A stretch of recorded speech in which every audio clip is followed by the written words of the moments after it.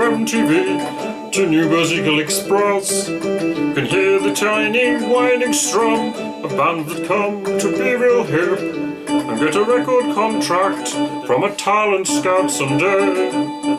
They'll sell their ass, their cocks and balls, take a check and walk away. To get a record deal, he said they would have to play more punk, forget their chops and play real dumb, or else they would be sung. So off they go to London to learn some stupid riffs and practice all their poses in between their powder sneakers. Did you know that in Tinseltown, the people there think that substance is a bore? 'Cause the Tinseltown aficionados come to see and not to hear. Then again, the system works as perfect as a dream.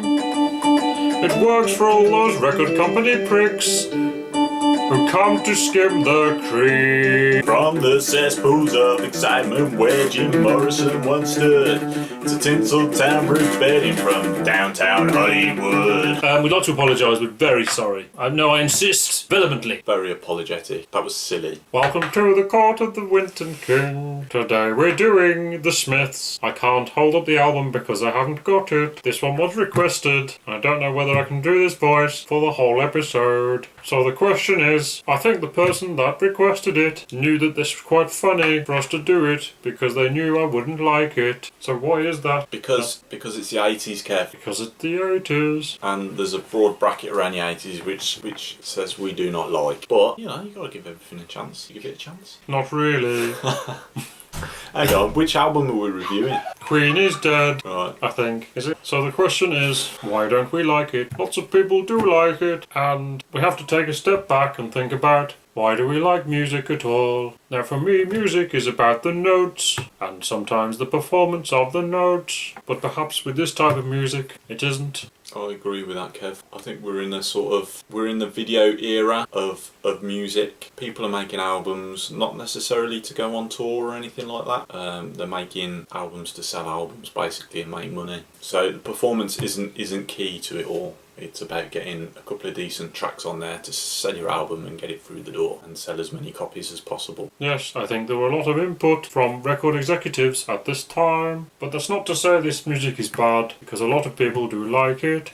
A lot of people say it's quite beautiful. Yes, which we find very strange. Earlier on we did identify the difference between social music and music for music's sake, and we think really the Smiths is social music. Yeah, I do agree with that. It's sort of it's the kind of music that you can imagine someone listening to as they're ready to go out, sort of to get them into that kind of mood. It's almost a sort of personality defining music. This is me. They would associate with people who like the same kind of music. That's right, yeah. Or even listen to that kind of music because their friends do, perhaps. Earlier in the week, I saw a comment on a video by the Smiths. The comment was by someone who had named themselves after Pink Floyd and Led Zeppelin, and he got a disparaging comment from another poster. His response: When queried, the poster said that he knows these bands are good, but they belonged in their time, as if bands like Pink Floyd and Led Zeppelin are from the past, but the Smiths are current. This seems to me a very strange way of thinking. So what is the difference?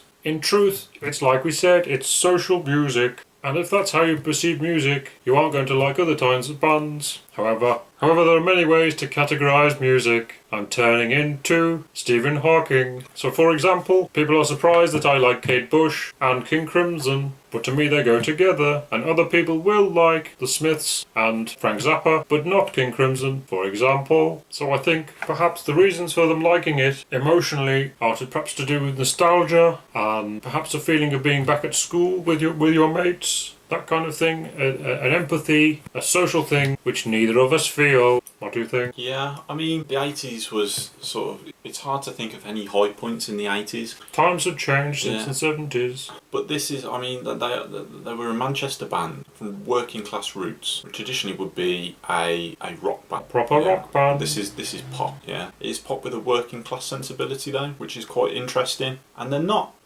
you know, Morrissey is quite an interesting character to me. And it's if we're not careful, this is going to end up being a Morrissey review and not a Smith review. Yes. Morrissey, he's obviously got opinions about things which are interesting, which he feels very strongly about from a social perspective. So in that sense, it's almost harking back to punk. You know what I mean? The lyrics are far more interesting than the music. Yeah. So from that point of view, I actually think they're quite quite an interesting band. I think there is a sort of a certain part of 80s music which is interesting, but it all tends to be sort of mixtape music, if you know what I mean. An album sort of doesn't really have a consistent entity. It's like a collection of songs to pick from in which to express your current feelings. So you take a bit of this from this album, a bit of this from this album, and you'll end up with a mixtape.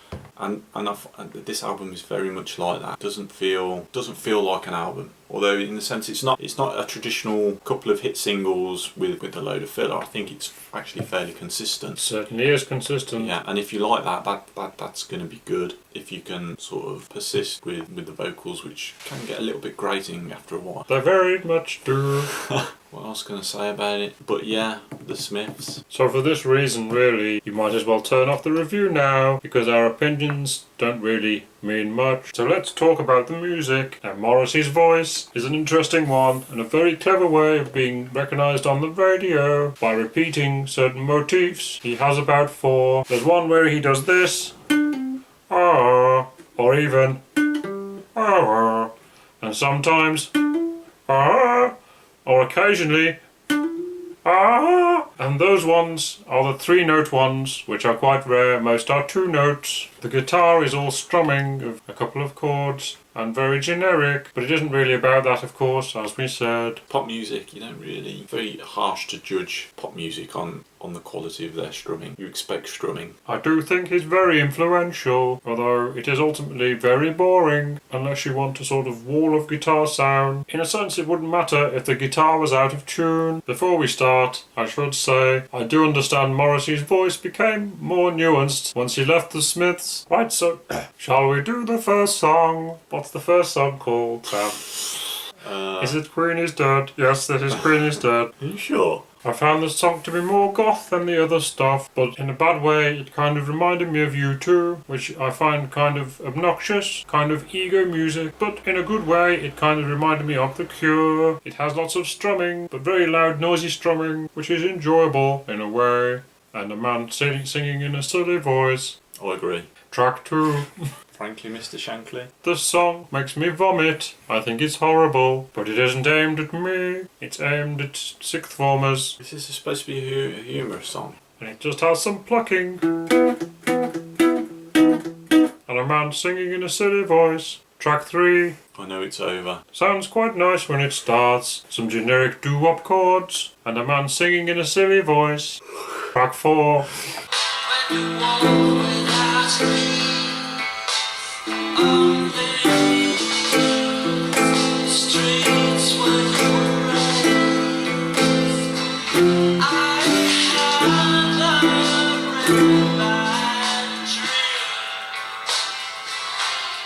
Loaded postures,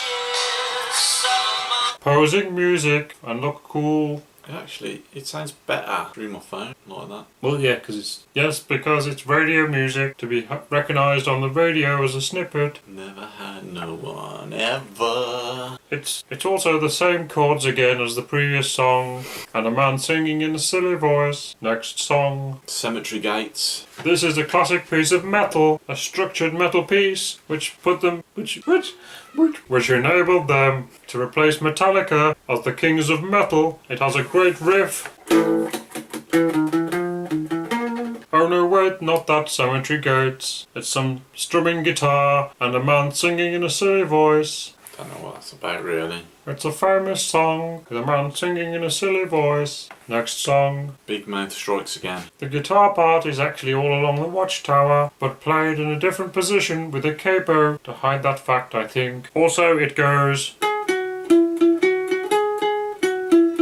as well, and it has a man singing in a silly voice. I'm sure there's some deeper meaning there, the boy with a thorn in his side. I want to die from banality poisoning. This has some jangly guitar and a man singing in a silly voice.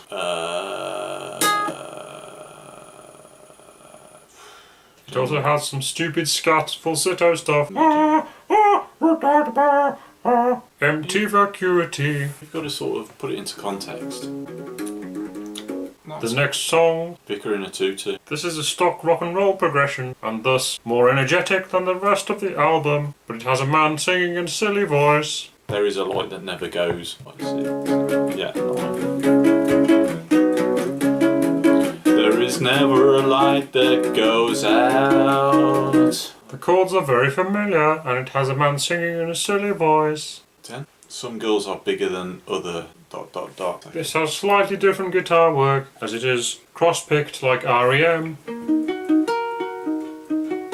type stuff, and has a man singing in a silly voice. I don't think we did a very good job there, Kev. Why ever, Doc? Thank you for watching The Court of the Wenton King. Join us next week for a strange rainbow album. Goodbye. Give us some likes. Probably shouldn't after this. There you go. That's the worst one ever. Well, we've recorded my bits. Although that was actually verse 1 and verse 3.